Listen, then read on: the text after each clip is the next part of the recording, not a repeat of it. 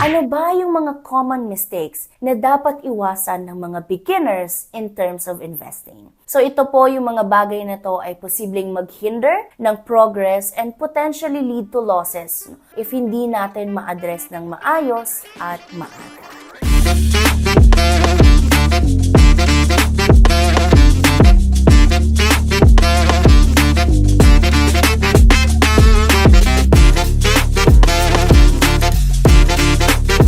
Hello everyone! Welcome back to our channel. This is Kim Saiyo from Ramfer Financials. Kamusta po kayo mga ka-RFF? I hope everyone is doing great. So today, we're about to embark on an exciting journey into the world of investing for beginners. So just imagine this. You have a dream. Either yun na yung ma-achieve yung sinasabi natin financial independence, funding para sa mga future na anak or magiging anak mo, or even traveling the world. But the question that I have for you is, how do you turn that dream into a reality? So dun po papasok si investing. We know that investing is a powerful tool that can help you grow your wealth and achieve your financial goals. However, alam naman natin that investing can be overwhelming, especially if nagsisimula ka pa lang. And if you classify yourself as a beginner in your investing journey, then watch until the end. Ang pinakauna at mas crucial sa lahat ng steps ng iyong investing journey is to educate yourself. Kailangan po na before natin pasukin ng isang bagay, dapat meron tayong idea about it. You need to understand kahit basic muna. Start by immersing yourself into books written by renowned investors, or pwede kang umattend ng mga free seminars or conferences, or even taking advantage of online courses na design talaga specifically for beginners. That could empower you na makapag-decide ng maayos at para maiwasan din yung costly mistakes. And now, na meron ka ng knowledge, it's time na i-apply na natin and put it into action. So we recommend starting small. You can start mag-invest kung anong amount yung comfortable ka. Here in Ramfer, you can start with as low as 1,000 or 5,000 pesos. So dapat ito yung amount na willing kang mag-fluctuate yung value, either tumaas man yan or bumaba. And as you gain experience and confidence, you can now gradually increase your investments. So this incremental approach allows you to get comfortable with the investing process while learning from any mistakes that you might make along the way. And next that I have is diversification. So we know that diversification is basically spreading your investments across different assets and sectors. It's either you can invest in stocks, in bonds, and other assets. So this way, even if one investment underperforms, the other may offset the losses, resulting in a more stable and balanced portfolio. And when it comes to choosing investment options, importante po na i-consider natin yung mga low-cost alternatives like index funds or yung mga managed funds, no? So ano ba si index? Index basically are mutual funds that aim to replicate the performance of a specific market index, such as PSEI here in the Philippines. By investing in an index fund, you gain exposure to a diversified portfolio of stocks without the need for extensive research or stock picking expertise. If hindi ka pa rin ganun ka-knowledgeable, mahirap ang pumili nung kung anong kumpanya ba ang pwede mong pag-investan to start. So if nagsisimula ka pa lang at na-overwhelmed ka na, then you can start seeking advice from the financial advisors. Pwede ka nilang tulungan to analyze your financial situation, intindihin yung mga goals na meron ka, and really help you create a customized investment plan na align po sa goals na meron tayo and also with our risk appetite.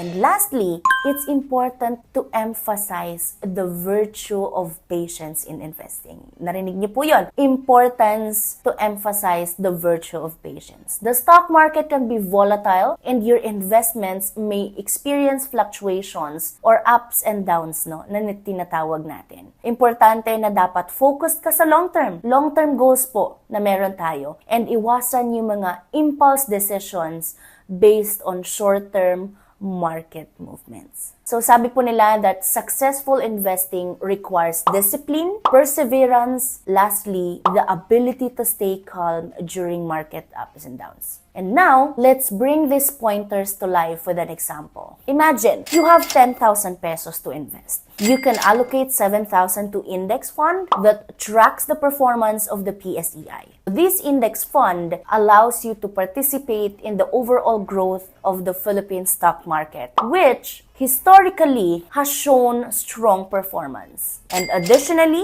you can invest naman yung 3,000 pesos in a bond fund that focuses on fixed income securities or other conservative assets. These can provide a steady stream of income and act as a more stable component of your portfolio. By diversifying between an index fund and the bond fund, you're balancing the potential for growth with the stability of fixed income investments. So yun po, we can practice that. Before we wrap these things up, pag-usapan muna natin, ano ba yung mga common mistakes na dapat iwasan ng mga beginners in terms of investing? So ito po yung mga bagay na to ay posibleng mag-hinder ng progress and potentially lead to losses if hindi natin ma-address ng maayos at maaga. So here are a few steps to keep in mind. First is falling for get-rich quick schemes. So we have to be cautious sa lahat ng investment opportunity that is promising high returns